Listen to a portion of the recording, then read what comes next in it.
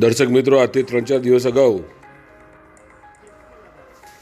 ચકલાસી પગોળ રામદેવજી મંદિરના બાજુમાં જે કૂવો આવેલો છે તેમાંથી જે લાશ મળેલી તે લાશ હિરેન દેસાઈની હતી અને તે લાશ ત્યાં કેવી રીતે આવી, તે આત્મહત્યા હતું કે મર્ડર હતું, તે આખી ઘટનાનો પર્દાફાશ આજરોજ થવા પામ્યો છે. જે તે રાત્રે હિરેન દેસાઈની સાથે તેનો અંગત મિત્ર ધનંજય ઉર્ફે શેટ્ટી હતો અને ₹5 લાખ પરત નહીં આપતા ધનંજયે આ હિરેન દેસાઈને કૂવામાં ધક્કો માર્યો હતો અને હિરેન દેસાઈનું મૃત્યુ થવા પામ્યું હતું. આમ નડિયાદના વેપારીના ભેદી મોત બાદ 7 દિવસથી ફરાર ધનંજય ઝડપાતા હત્યા કર્યાની કબૂલાત તેના મોએ તેણે કરી છે.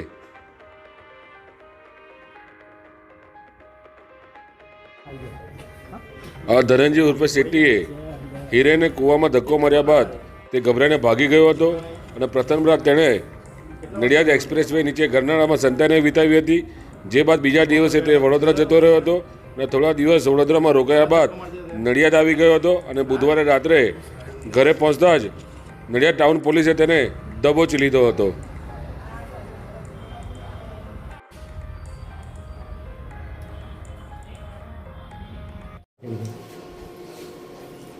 તારીખ 11/12/23ના રોજ નડિયાદના ખેતા તળાવ નજીક રામજી મંદિર પાસે જે કૂવો છે ત્યાંથી એક અજાણ્યા પુરુષની લાશ મળેલી.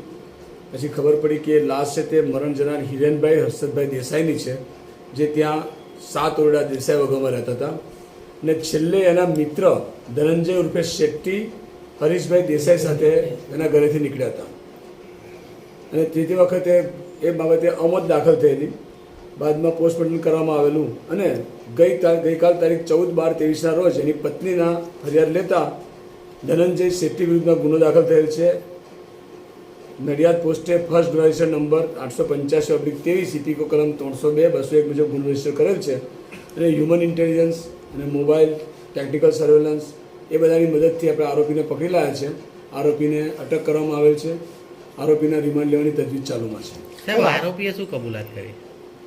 આરોપીએ કબૂલાત કરી હતી અને એની પત્ની પણ ફરિયાદમાં જણાવ્યા મુજબ એને એના મિત્ર વચ્ચે પૈસાની લેતી દેતી હતી અને એ બાબતે વચ્ચે રકઝક થયેલી અને એ વખતે એને કૂવાની નજીક બેઠા હતા તે વખતે ત્યાં ધક્કો મારી દીધો અને કૂવામાં પડી જતા આ મરણ ગયેલ છે ને એને કબૂલાત પણ કરેલ છે. આરોપીને ક્યાંથી પકડ્યો? આરોપીને મારા સોર્સથી ખબર પડેલી કે એના ઘરે આવવાનો છે એટલે નડિયાદમાંથી અમે એને પકડી લીધો છે. ઓકે.